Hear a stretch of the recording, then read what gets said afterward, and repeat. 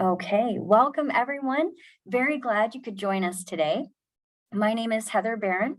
I'm the Northwest Regional Coordinator from the Indiana State Library's Professional Development Office, and I am going to be your host and question moderator for today's webinar, which is Bendable and the St. Joe County Library. If you have any questions during the webinar, again, feel free to put them in the chat and we'll get to them as we go along. Today's presenter is Jennifer Henneke. She's the Chief Engagement Officer with St. Joe County Public Library.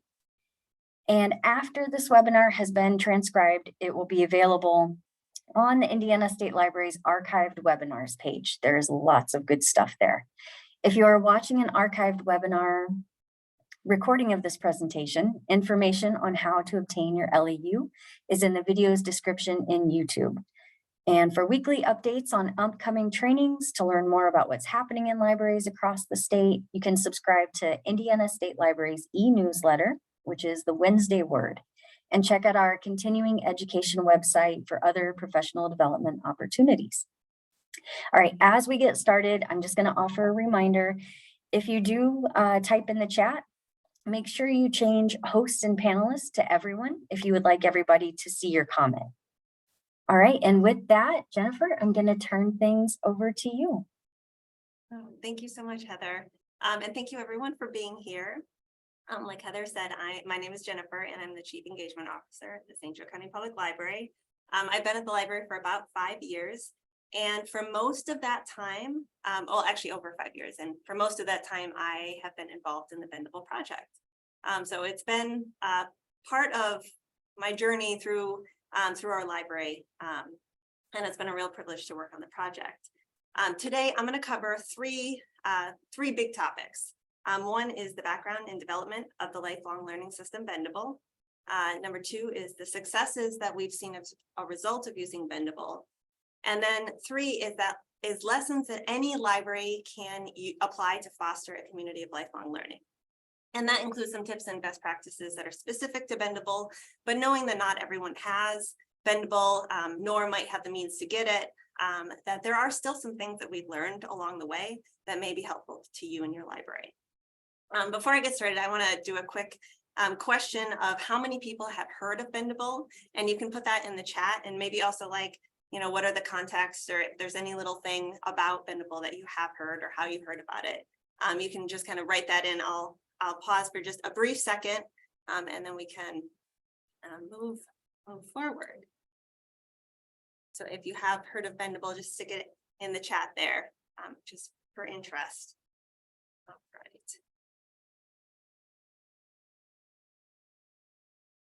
All right, so where did Bendable come from? What is the backstory behind this? And I'll be honest, working on the Bendable project has been a wild ride.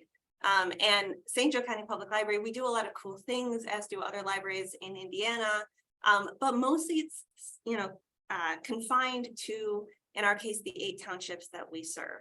So this was a chance to work on something that is much bigger and has, we've worked with people from different states and from different sectors, so it felt much bigger. From start to finish, Bendable took 4 years to design, develop, and launch. And it continues to grow both here in South Bend and then in other communities. There are a few libraries in California that have adopted it, and then the entire state of Maine has actually taken it on. So they began using Bendable a few years ago. So it's really been growing out into other areas. Our library has been involved at every step. And we really played a fundamental role in guiding Bendable's underlying principles. So we sort of imbued Bendable with the philosophies that are behind libraries. So primarily that was, free and open access to everyone. And then also concerns about privacy and making sure that people could access the learning that they needed, but that they were also, it wasn't about knowing who was doing what, that they still had privacy. Now, Bendable began, and I know on the slide I have a timeline of sort of how things have panned out, but Bendable really began as an idea, and it wasn't we didn't even know what it was going to turn into. The idea was that observation that for many people, learning ends when formal education ends. But that economic opportunity and growth depend on continued learning and skill building throughout life. So that's a disconnect. If learning ends when education ends, but you still need to learn things and build skills in order to grow in your livelihood and your career, the fact that those things weren't matching up, we've seen is a problem. And in the world of work, technology and industries are constantly changing. And this has required workers to gain new skills so that they can advance. In the past, workers really, the skilling up of workers was the responsibility of employers. But this investment in workforce has become less and less over time. So while the world of work is changing, both employers and workers are falling behind because we're not seeing that sustained investment in the skilling up of workers. So Rick Wartzman, he's a journalist and author and current co-president of Bendable Labs, pitched this idea of, it was before it was called Bendable, pitched the idea of a lifelong learning platform that would address some of these differences in, how people learn and grow skills and what they need in order to advance. He pitched the idea to our mayor. You may have heard of him. His name was Mayor Pete back then, and now he's just Pete Buttigieg. And Pete very wisely said, mayors come and go, administrations come and go. So I can't guarantee that the priorities of the city are going to remain the same after I leave office. So who you really need to turn to is the public library, because the public library is always there. Their mission remains the same. They are constant in our community. And Rick listened to him, and that's when he approached us about being involved. So for 2 years, Bendable worked with our team at the library to design and prototype whatever this new lifelong learning platform was going to be. And it started off just as that kernel of an idea. And, over time it moved into drawings on paper, and they were drawings of cell phones, and they were drawings of apps, and they were drawing of just different manifestations of what this could turn into. And then that eventually transformed into an actual living product. But it took 4 years to get through all of that. In that time, we interviewed over 2,000 residents of South Bend as part of the process. We also did some pilots. One of them was a program called High Potentials, which was a navigation style support system for low income earning, low skilled workers. And we were doing that in order to gauge how people could, how they prefer to gain skills, what would work, how much intervention they needed if we really wanted to target the people that needed this sort of workforce development the most. The software Bendable was ultimately designed by IDEO, which is a design firm out of San Francisco, California. They actually created the term design thinking, and they designed the original mouse. So they were the real deal, and a really enlightening place to work with, just to kind of encounter some of the ways that they went through the design process. It sort of, as a result, influenced a little bit of how we think about things here at the library. And then we worked with another, and this was mostly through Drucker Institute, and Bendable was sort of pioneering some of this, but we also work with Carbon 5 to bring the site of Bendable to life in code. The platform itself launched in June 2020, right at the beginning of our first COVID summer. And, we were pretty bummed at the time because we had a lot of, celebration planned around this. We had, a lot of plans for in-person activities because Bendable has always been meant to be part in-person and part digital because people learn in different ways. And many people prefer to learn in person and to use learning as a social experience. So the fact that we had to go all digital was unfortunate for us, and that's how we felt, but it actually turned out to be a boon, because if you remember, during that time, people were also taking an opportunity to skill up, to get more education, to get more credentials when they couldn't do things in person. And there was a lot of transition in the workforce. So this was a time before our city really invested heavily in that online workforce development. And we didn't really have anything as a library system to fill that need. So the fact that Bendable launched in June 2020 was actually, in retrospect, a boon, even though we kind of felt like we weren't able to hit the in-person learning as much as we wanted to. All right, so, I'm gonna go back. So what is Bendable? I've been talking a lot about the background, and I know not all of you have heard about it or know much about it. So I'm going to dig into the platform itself so I can show you what it looks like. There are three main facets to Bendable. The first, and probably the one that people encounter initially, is learning resources. And you can see three right here on the slide, and they're all about Excel. And these are shown on cards in the system. Later on, I'm going to tempt fate and try to switch over and actually show you a little bit of a demo of Bendable. But there are thousands of these over dozens of content providers in Bendable. And what you'll notice is they are the individual resource that that are available through different databases and providers. And each of these cards gives basic information on what that resource is so that people can navigate through and decide which one of the many Excel courses available in Bendable is the right one for them. And we have dozens of content providers. Many of them are national, but we do also have a lot of local content providers. They all provide resources that funnel into Bendable, and they're all curated. So another facet of Bendable is the collections. And these are actually closest to my heart because I think they really are sort of the heart and soul of what Bendable is. There are two types. There are community collections and career collections. And I'll dig into these a little bit more as well. But essentially, they're all locally relevant and locally curated. So they're really our primary way of engaging with the community through Bendable. And then also there are in-person interactions and partnerships. So that's the third facet of Bendable. And it always has a digital face. So in this example, Bendable boards are curated homepages for organizations, nonprofits, other government units that we work with. So we have partnerships with each of the entities that are shown on the screen. So the City of South Bend, Beacon Health, and we've worked with them to curate what resources they need for a particular use. So for example, the City of South Bend offers a summer youth internship program. So we worked with them to curate resources that they are going to use to onboard the young people that are starting the internship program. So every intern that works with the City of South Bend in the summer can go right to this section of Bendable. So it's like their own little private shelf in the Bendable library. And they can go in there and they go through the resources as part of their onboarding. So there's always a way to tie in-person partnerships, interactions, and learning alongside the digital avenues. And like I said, we do this because we know some people want to learn from each other and with each other in person. And we really want to emphasize that learning is a social activity. It's a way to counteract loneliness. It's a way to tie people together and provide connection, in addition to making sure that they're getting the skills they need through life.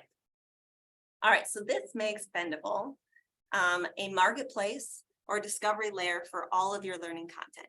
That at the surface level, that is exactly what it does. It sort of provides a nice, well-designed, accessible, easy to read discovery layer for all of the learning content you might have of access to. And you know, a lot of us have databases that are on our websites. And I think one of the biggest challenges can be finding a way to promote and provide access to all of those myriad databases, which are not easy to find. They're not easy to navigate for your average learner. So Bendable sort of takes all that away and makes it easier to access and easier to navigate. Bendable is also a content curator. So it takes resources from different providers and repackages them as individual learning resources that can be searched for and discovered on the platform. So this is different than having a database that someone would access on your website, because instead of accessing the whole database or all of LinkedIn Learning or all of Gale, and then having to further navigate to what you're hoping to learn, this pulls out the individual resource that someone might want to find and isolates it. So it's still linked to Gale or linked to LinkedIn Learning or BrainFuse, but the person is encountering it as that individual resource instead of as the whole, which we have found to be pretty, I think a way to expand how people access Bendable. All right, I'm going to, well, and also before I hop into Bendable, I'm going to say it's also an engagement tool for creating content and learning with the community. And you might wonder, so I'm the Chief Engagement Officer. I oversee the programming departments, our communication departments, our development, our venues. So why is Bendable, which is about databases and learning resources, at least on the surface, why is it in my area? And that's because we really view it as an engagement tool. We view it as a way that we can connect with the community, and that, and the databases are the access point for that, but really the point is engagement. So, all right, let's see how this goes. Bear with me. Let's shift over into Bendable to show you. So this is what, and you can go to SJSPL, or it's bendable.com, and then you select the St. Joe County Public Library. I have a link at the last slide, but I would urge you all to go and look around and play with it. You need a library card in order to take the paid content, which is free to the end user, but it does not require a library card to get into the site or to, kind of poke around at some of the things. But I want to show you what I mean by it being a content curator. So this is our homepage, and we curate this homepage based on, things that are happening in our community, things that are happening, holidays or certain months or events that are going on. And right now we're doing a spotlight on learning in Spanish. So we've curated all of these resources to appear right here, and they're the individual resource, again, not the database itself. And you can see we have something from edX, GCF, Aprende, CellEd, Khan Academy. So we have at least 4 different providers located right here, and they're all resources that have something to do with learning in Spanish. So this gives us the power to sort of take each individual resource and align it and meld it together so that we can sort of direct people to what they're hoping to learn at that individual level. Okay, I will go back to Bendable in a bit. Okay, so, and I talked about it as an engagement tool. Now, who is Bendable for? So the bullseye of who Bendable is for is economically vulnerable, people with low skills, low wage earning potential currently. That's who it was designed to serve. So, and that's everything from, the core resources that are included, to how the website is written and how the navigation was designed was for that person in mind. Now, that doesn't mean that it's not for everyone in the whole community. So we get people who use it for, and actually I'll go through and introduce you to all these people because they are all residents of South Bend, and some of them are good friends. But so Otis, who is the gentleman in the plaid shirt, he used it in order to get a better job. We worked with him really closely. He was part of the High Potentials program. So he was one of the beta users of Bendable. Nora was actually a staff member, and she was our Bendable specialist, but she used to use it to get recipes, and she was in marketing, so she would kind of use it to brush up on her skills. Kimberly uses it to train her staff. She works for Beacon Health Services, so she uses part of it to train her staff. Devin is part of that city summer internship program, so he used it to learn about career exploration and career choices. And then Terry, who's actually one of our board members, and one of our strongest advocates for Bendable, he uses it to take courses on world history, world religion. So basically just personal growth, entertainment, education. So you have the full swath of workforce development, learning for joy, learning for work, learning to improve your career potential, learning for personal fulfillment. So it's really for everybody, even though that center of the bullseye is for economically vulnerable people that we want to help skill up. But we've had great success in all of these demographics. So we use Bendable in 2 ways. One is to promote this idea of community-centered learning, which is all about the engagement piece. And then also it does have strong potential for workforce development. And I would say in both of these things, it really depends on what your community needs, the resources that a library has to devote to different things, maybe programs that already exist. So if you already have strong workforce development programming or partnerships, that might not be the focus that you take. And there's probably things in Bendable that we don't explore or we don't use it for that could be translated to whatever an individual community needs. These are just the two facets that we found most necessary and most useful for us. So I'm going to talk a bit more about the community part of it, because this is, again, this is where my heart is. This is the work that I do at the library every day. And Bendable is just such a powerful tool for doing this work. So I'm going to focus on community collections. Community collections are essentially learning playlists that have been created by residents. So if you think about like your Spotify playlist or, your music playlist, and it's just, like your list of the things, the songs that you like to listen to on a certain topic. That's exactly what this is, except instead of songs, they're learning resources. And they might be songs, depending on what someone chooses. So this process of creating a community collection, it's involved. It requires, having a conversation. You're interviewing the individual. So you can see I have 3 on the screen right now, and I'm going to go in and look at Ben Futa's a bit more in a second. But we have Alex, Umberto, and Ben, who is kind of hidden behind with a plant in his hand. These are all people that live in our community, and they created their collection. They were either nominated or we kind of approached them and said, we know that you're really good at planting things and you own a plant shop in town. Would you mind doing this collection for us? And then we sit down and interview them and talk to them about, what do they know and what can they share with the community. So it really democratizes learning. And it's about neighbors teaching neighbors. So it's not experts that know everything. There are a few professors in Bendable, but it's anybody. It could be your grandma, it could be your kid, it could be, the person next door. It doesn't have to be a professor, it doesn't have to be a librarian, it doesn't have to be a CEO. Everyone in South Bend, everyone in all of your communities knows something really well. And we wanted a way to capture all of that, not only for pride and not only to get people bought into the product, but just to realize that we all know something and we can teach each other things. You don't have to just go to an outside source or, take a college course or take a credentialed course in order to learn how to do something. It's sort of akin to, in the past, if your car broke down, you would walk down the street and ask the neighbor who knew a lot about cars to maybe come and help you fix it. And we don't do that so much anymore because, maybe society is a little more fractured. Maybe our neighborhoods aren't as walkable. Maybe we don't feel as comfortable approaching our neighbors. But this is a digital way to do that.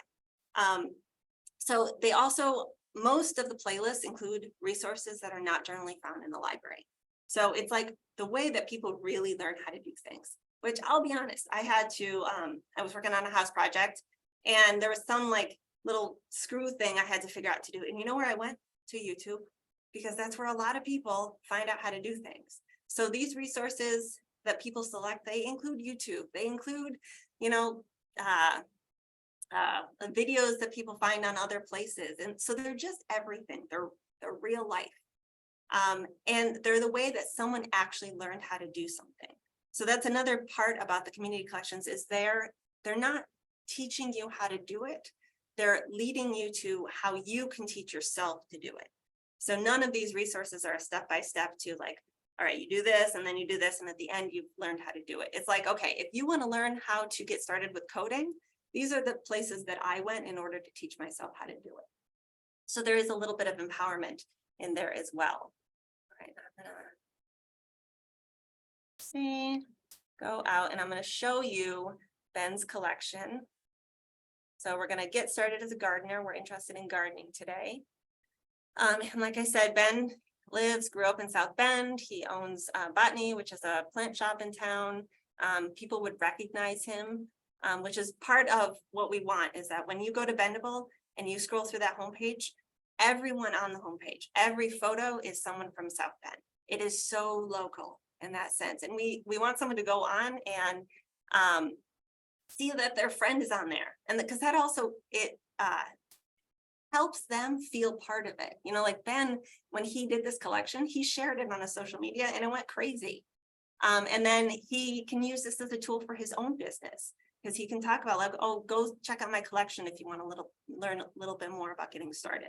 So there's so much symbiosis there between what the library can offer and then how we work with other residents in the community. Okay, so a collection has a little bit of information about the person, and then it's generally 5 to 6 resources that they've chosen that best represents how they learned how to do something. So I think his is a good example because, all right, so it has this video from PBS Wisconsin. It has a in-person opportunity for getting organic resources from our city of South Bend. So it doesn't, it's not even something that has to be digital. We always have it something where you click on a link and it sends you somewhere. So in this case, it sends you to a place that tells you more about how you get these resources from the city. It has a book from the library, love that. And then it also has this Habitat for Humanity, the Restore. So this just sends you to the Restore website. Something about Unity Gardens, which is something we have locally here, Purdue, and then another book from our library system. So you can see it's like a good mix of video, of book, of in-person, of just online resource and website. And people can dig into this and get what they need out of it as far as learning.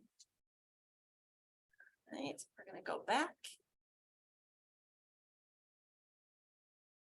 All right, so community collections are so powerful.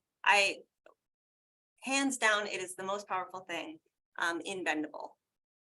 So, and we've leveraged them, both the learning resources and also the community collections in a few ways. And again, this is one of those things that I think there are probably thousands of things that we could do with this. It just, we don't have endless staff.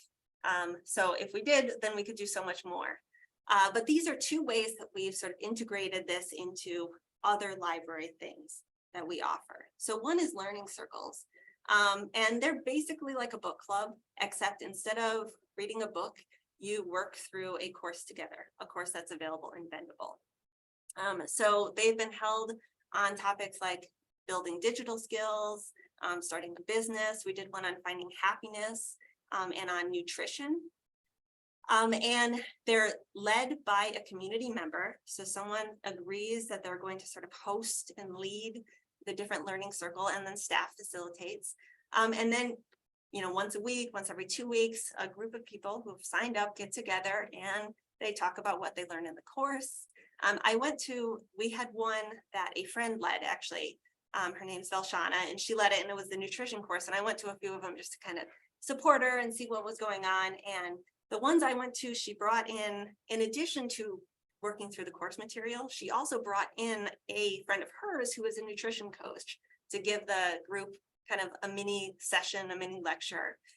And then also they would bring in food that they got from like Trader Joe's or the local organic shop to kind of talk. When they talked about macronutrients, everyone brought in something that, had macronutrients in to share. So it was really this really cool way to have deep impact with a group of people. So, we're not talking broad impact. This wasn't hundreds of people. Each group was like 8, but every single time 8 people would meet for over 2 months to do this course together, like time and time again. And it was just like, okay, this is something that people are willing to commit their time to doing this. And at the end, they're all friends. They didn't know each other at the beginning, but now they're macronutrient talking about friends.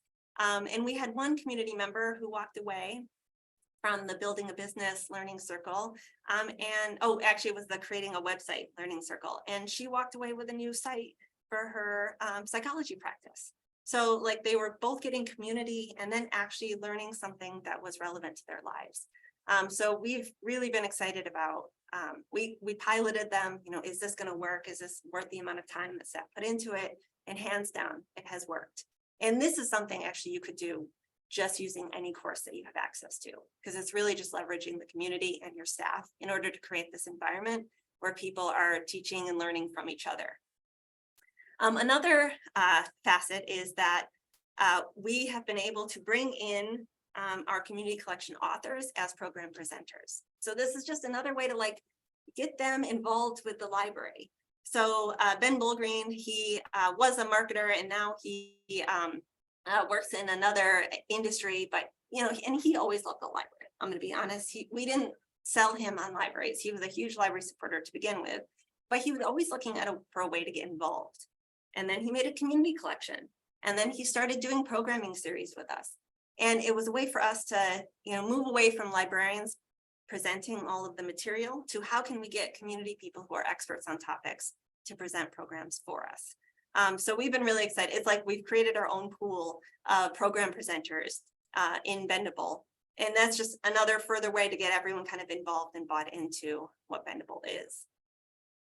All right, so we have all of the community stuff, and there's, like I said, there's probably more ways that we could work this angle, but we've been really excited about the success we've seen so far. So the other avenue that Bendable allows us to go down is workforce development support. And this one, I'll be honest, it's a little bit trickier because there are a lot of people in the community that offer similar things. So it's finding ways to work together instead of duplicating services. And it's a smaller pool of people that you're working with because it is so intense. Getting someone to go through and get a certification course. Again, you're not talking about large numbers of people. You have to find the right person who is interested in becoming a medical coder. So it requires a bit more legwork. So career collections, they're like the workday cousin of community collections. So they're learning pathways that have been designed to prepare patrons for in-demand jobs in our community. So using like labor market data, the Bendable team isolated which industries and which jobs have the highest demand and focused there. So none of these jobs are you wouldn't be able to find employment here in South Bend. They're very specific to our community. And probably also many communities that, I don't think there's anything kind of outside the norm in here. And they've also been created in collaboration with local businesses. So I'm going to go again, pop into Bendable and show you what a career collection looks like. Let's see, so I'm going to show you become a pharmacy technician. So as you can see, this is one of our local hospitals, Memorial Hospital. And this career collection was created in coordination with Beacon Health Systems. And so what that means is we worked with them to tell us, when you're hiring for a pharmacy technician, what do you look for? What might give someone an advantage if they're coming in and they don't, they haven't done this job before and they're coming in fresh. So we talked to them, like go right to the employer, find out what they're looking for, and then design a pathway that addresses those needs. And then we kind of went back and checked. So is this, does this look about right? Would this give someone an advantage if they could show that they had done these certifications or taken these courses? So you'll see, and there are some, so you go through the different pathways in this particular career collection. And there's some, more basic workplace skills, pardon me. But then you get into foundational skills. And these are some things that are more specific to the actual career. Health 103, medical terminology, math. And then you get into actual technical courses, which include pharmacy technician. There are 2 here. And then even more intense courses that you could take.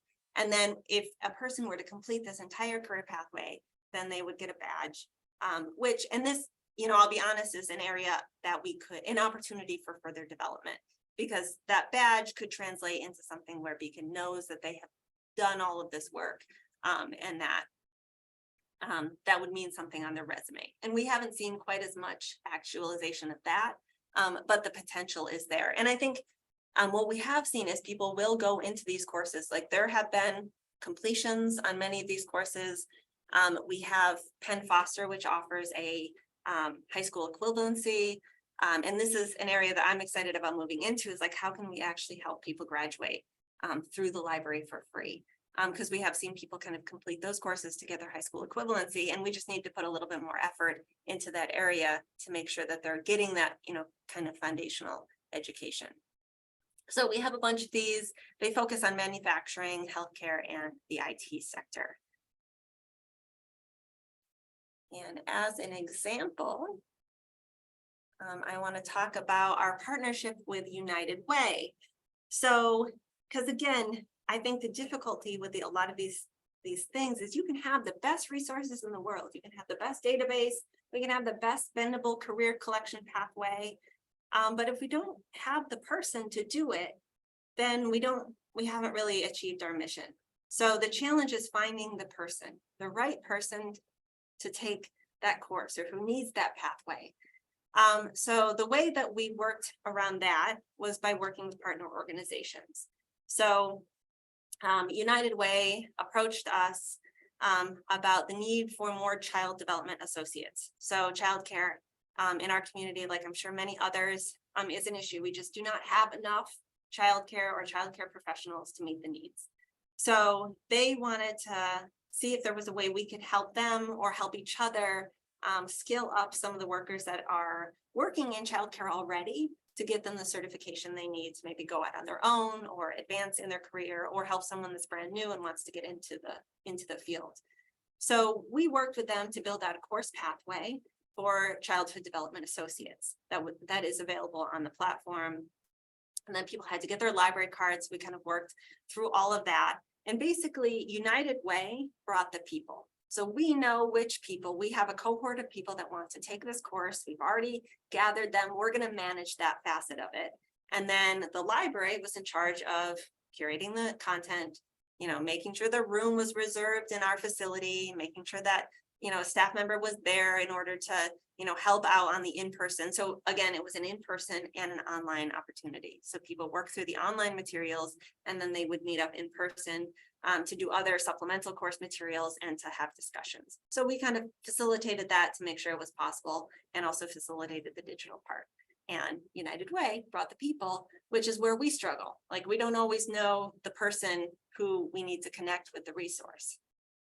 So, and they did a lot of supplemental coursework on conflict resolution, teamwork, stress management. So it was the whole package and getting, and I'm not going to lie, it was a lot of work to, get all of these people through some of the courseworks. And not everyone that started completed, but, our litmus was always one. If we can get one person through, that's a success. And that means we just, we have something to build on for the future.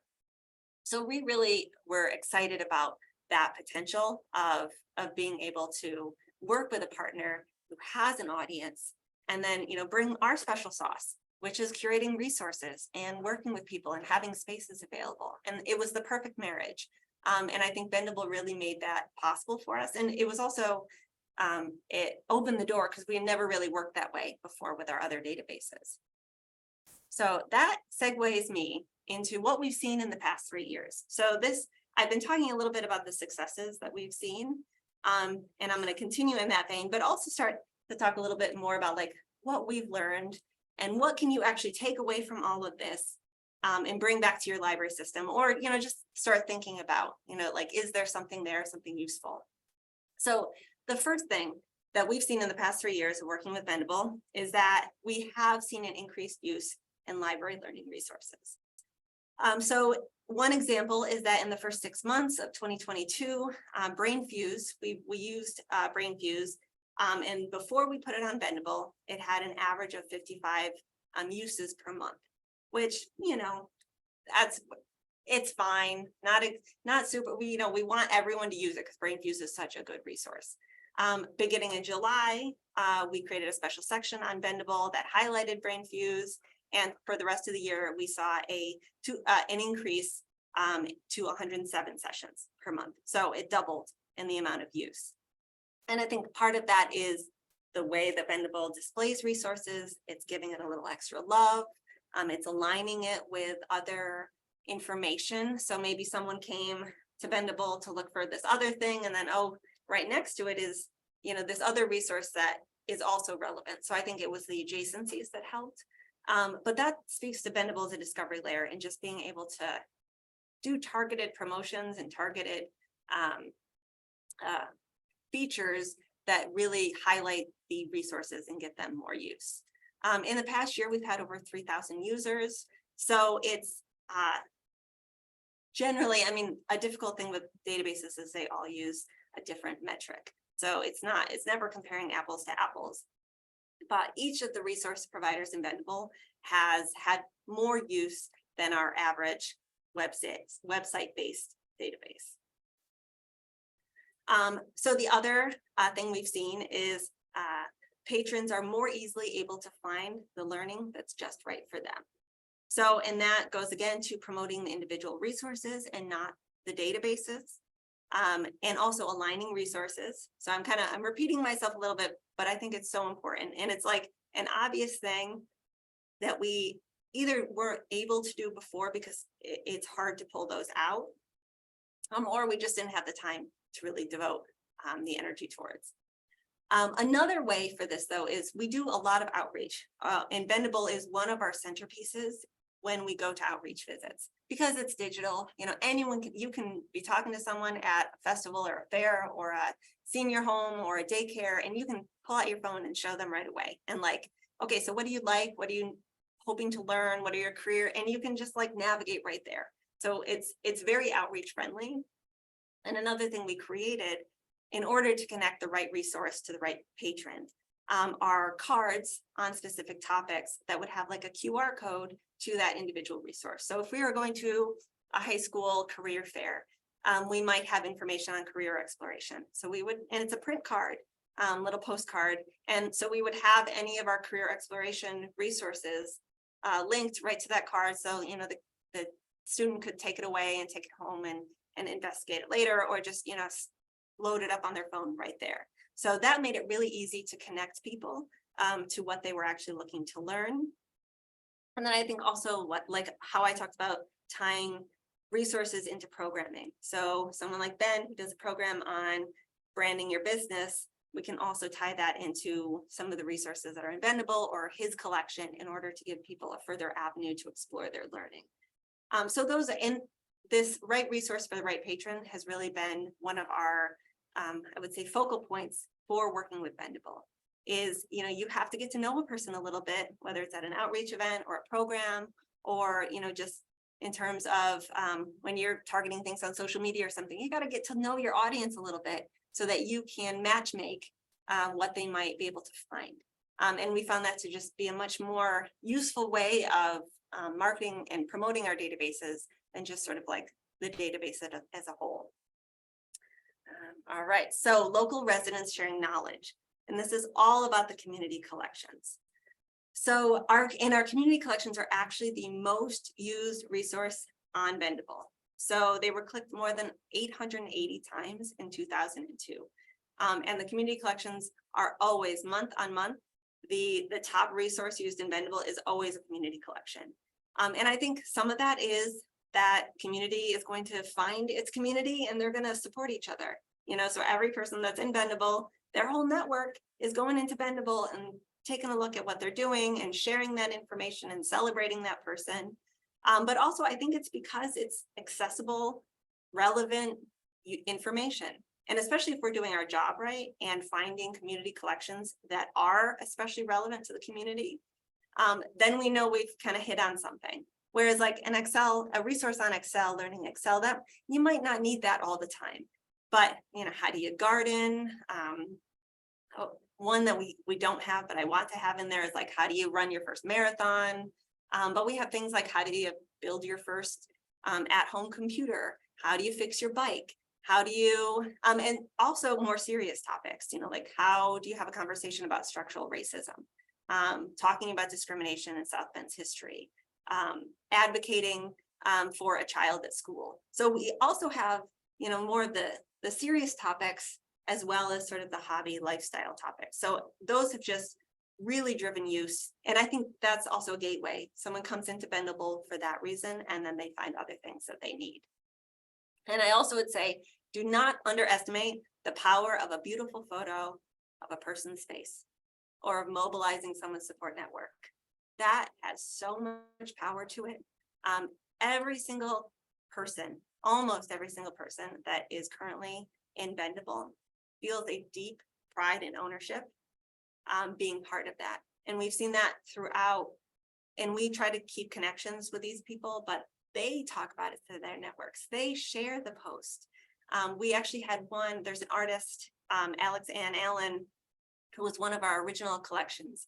And she came back about a year ago and said, I've evolved as an artist, and I would really like to do an update to my collection so that I can, sort of show my own journey. So we're working with her on, what's part 2 of her collection, which was how to find artistic inspiration.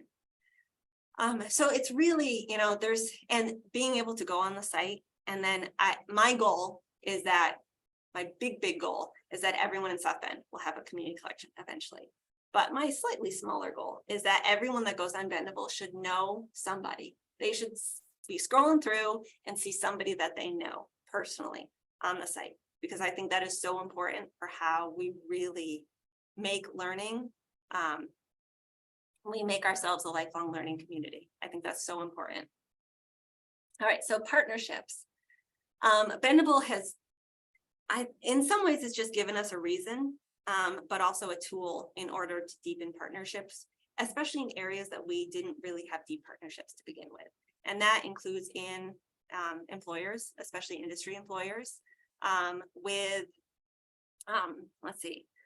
also with, just different, not necessarily nonprofits. So we have a lot of strong partnerships with nonprofits, social service organizations.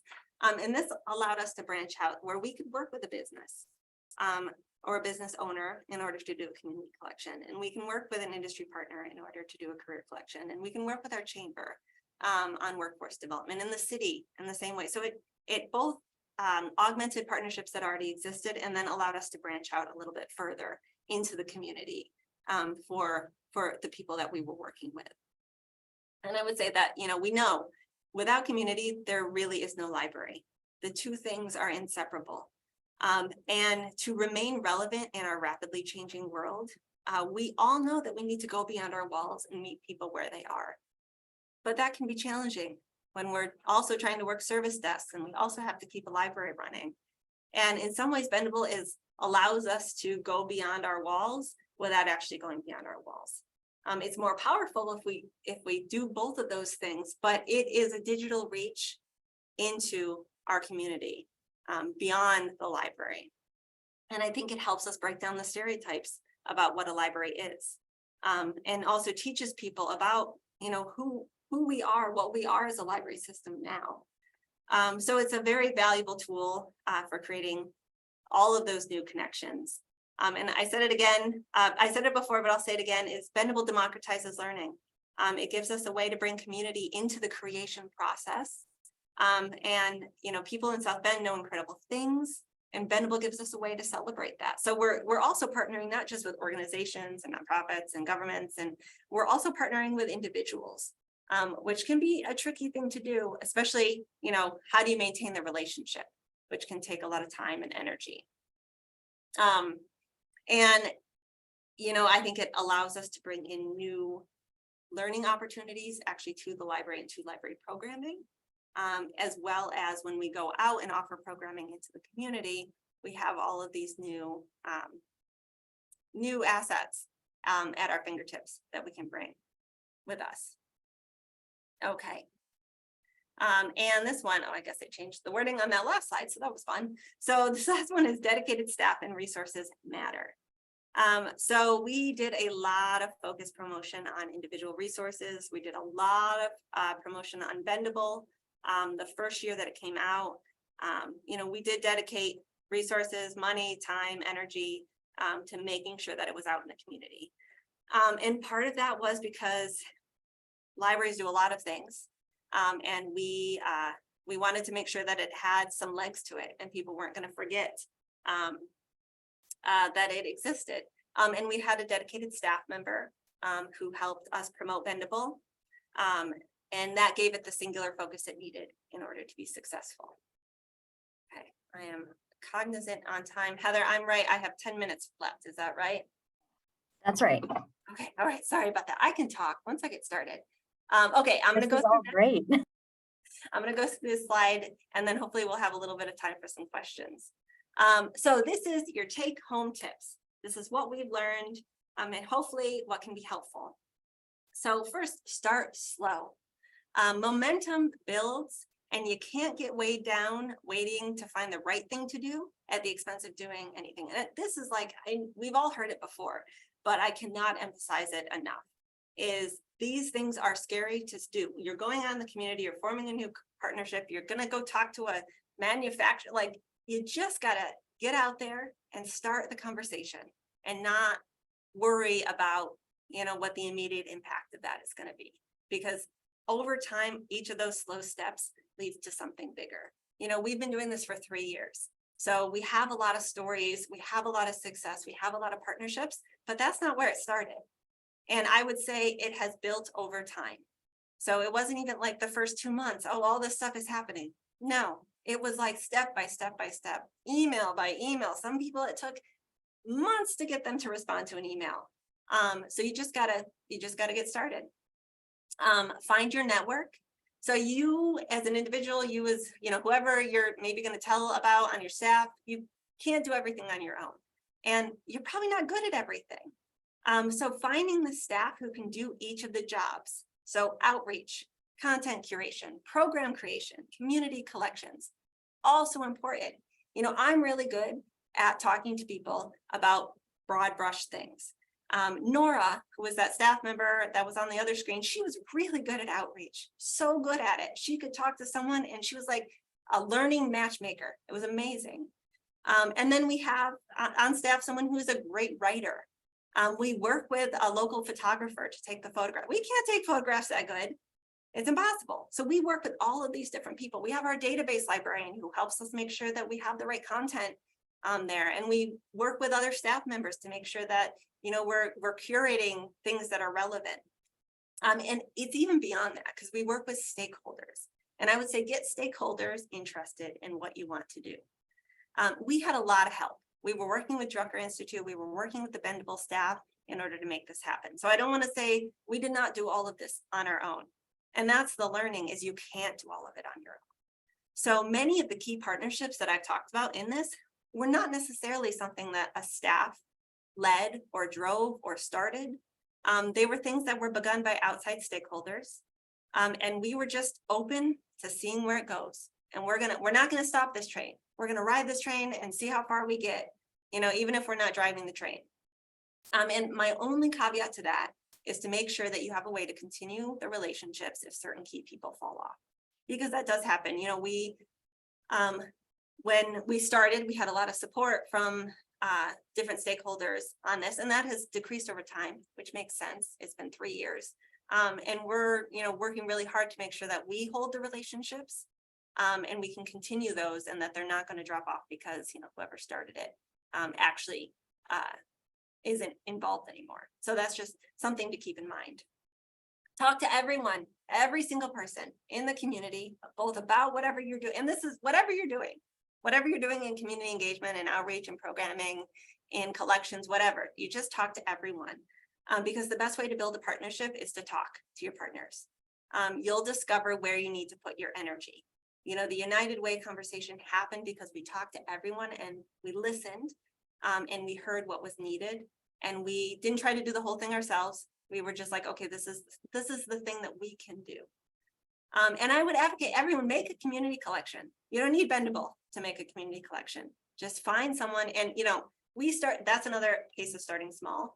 My husband is one of the community collections because I was like, my first one, I didn't know how to start. So I just went to the one person who couldn't say no to me. And I asked him, what do you want to teach people about? And we worked through it together, and that's how I learned how to do it. So find someone that can't say no to you and make a collection. Ask them what they learned, get to know them a little bit, help them, because a lot of it is guiding people and giving them the confidence that they do know something and that they matter.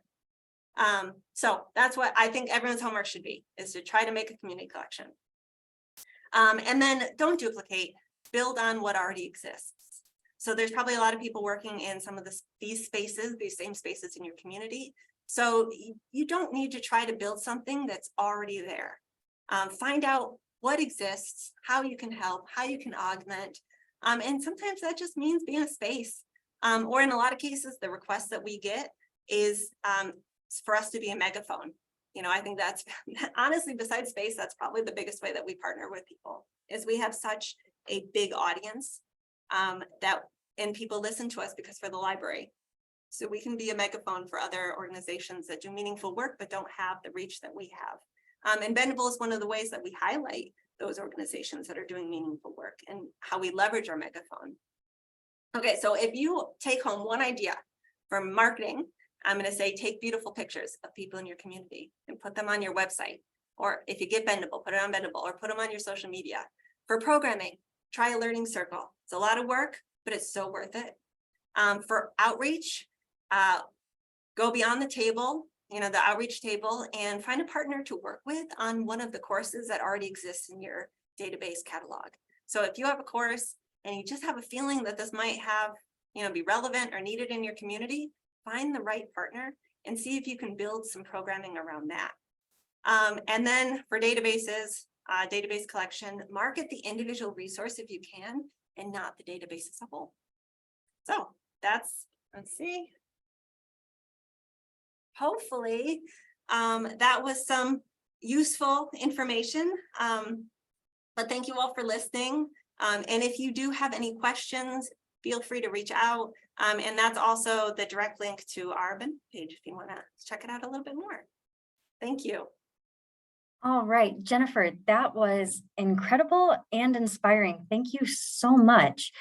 I think what we're going to do right now is, because of the time, to honor everybody's commitment, just thank everybody for being here today. If you are watching this as an archived recording of the presentation, there's information on how to get your LEUs in this video's description in YouTube. And I think what we'll do is ask some questions after we go ahead and stop the recording.